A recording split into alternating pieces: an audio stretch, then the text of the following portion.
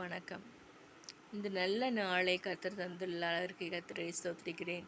இப்பொழுதும் எனக்கு சந்தோஷமான காரியம் என்னென்றால், நான் மிஷினரியாக போக நான் தயார்படுகிறேன். மிஷினரியாக போக எனக்கு வாய்ப்பு வருகிறது. அதில் போகலாம் என்று நான் பார்க்கிறேன். ஆகவே இந்த நாட்களிலும் கொள்ளை நோய் வந்தது. அதில் பெரிய அற்புத மாற்றம் வந்தது, பெரிய எழுப்புதல். அதுக்கப்புறம் நிறைய பேர் இயேசுவை ரட்சிக்கப்பட்டாங்க. இயேசுவை அற்புதமாக ரட்சிகராக கொண்டார்கள். எனக்கும் ஊழியம் செய்வது தான் எளிது என்று நான் பார்க்கிறேன். ஆனால் ஃபீட்பேக் ரொம்ப கஷ்டம். ஊழியத்தின் அடிப்படையில் எனக்கு எந்த இடத்துல இருந்து ஒரு வாய்ப்பு வர மாட்டுது.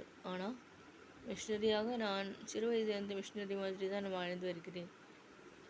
எனக்கு இன்னும் வேலை வருவதே இல்லை. கர்த்தர் எனக்காக கருதுகிறார். கருதுன தெய்வம் நல்லதில் சொல்லுவாங்க, கருதுன தெய்வம். கர்த்தாவை கருதணும். ஆண்டவர் எனக்காக நினைக்கிறார். கர்த்தர் நினைத்திருக்கிறார். யெகோவா ஈரே என்னது, God provideth with everything all needs are met by God. மிஷினரியாக போகிறது நல்லது. எனக்காக ஜெபித்து கொள்ளுங்கள். உங்களுக்காகவும் ஜெபிக்கிறேன். இந்த உலகத்தில் வாழும் பொழுது ஞானமாக வாழ வேண்டும். சிலருக்கு நல்ல வாழ்க்கை வாழ்கிறாங்க. எல்லோரும் நல்லா வாழ்கிறாங்க. ஆனால் நான் அப்படி இல்லை. நான் பாடுகளோடு வாழ்கிறேன். பாடுகள் பட்டு வாழ்ந்து வந்தேன். சிறு வயது முதல் இந்த நிமிஷம் வரை பார்த்தீங்கன்னா பாடுகளோடு தான் என் வாழ்க்கை. சர் ஜார்ஜ் முல்லர் அவர்களை தான் நான் பார்க்கிறேன். அவர் ஒரு ஆர்ஃபனேஜ் கட்டி இருக்கும் பொழுது அங்கே என்ன வரல, அங்கே அவங்களுக்கு சாப்பாடு வரல. அந்த அநாத பிள்ளைங்களுக்கு கொடுக்க சாப்பாடு இல்லை. அந்த டைமில் ஜார்ஜ் முல்லர் ஜெபித்தார். அங்கே இருக்கிற ஆர்ஃபனேஜ் சில்ட்ரன் எல்லோரும் ஜெபித்தார்கள். அப்பொழுது நாக்கிங் சவுண்டு வருது டோரில். திறந்து பார்த்தா என்னது, யார்?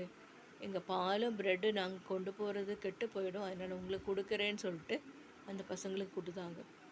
ஆண்டவர் அற்புதம் செய்யலையே, அவர் ஜெபித்தார். அந்த ஜெப வாழ்க்கை சர் ஜார்ஜ் முல்லர் ஜெபித்தார். அதனால்தான் அவர் ஜெபிக்கிற ஒரு ஆட்டிடியூட். நானும் ஜெபிப்பேன். அதான் என்னோடய என் விஷயனே அதான். சர் ஜார்ஜ் முல்லர் ஜெபிக்கிறது. நம்ம ஜெபத்திற்கு பதில் அவ்வளோ கண்டிப்பாக தருவார். Faithful attendance of prayers God gives answers. நான் வசனம் வாசிக்கிறேன். சங்கீதம் 101:1. உன்னதமானவரின் மறைவில் இருக்கிறவன் சர்வ வல்லவருடைய நிழலில் தங்குவான். எவ்வளோ அருமையான வசனம். உன்னதமானவரின் மறைவில் இருக்கிறவன் சர்வ வல்லவருடைய நிழலில் தங்குவான். கர்த்தர் நிழலில் இருக்க செய்வாராக. நம்மளை இருக்க செய்வார். நிழலில் கர்த்தர் நமக்கு அடைக்கலம் கோட்டையாக இருக்கிறார்.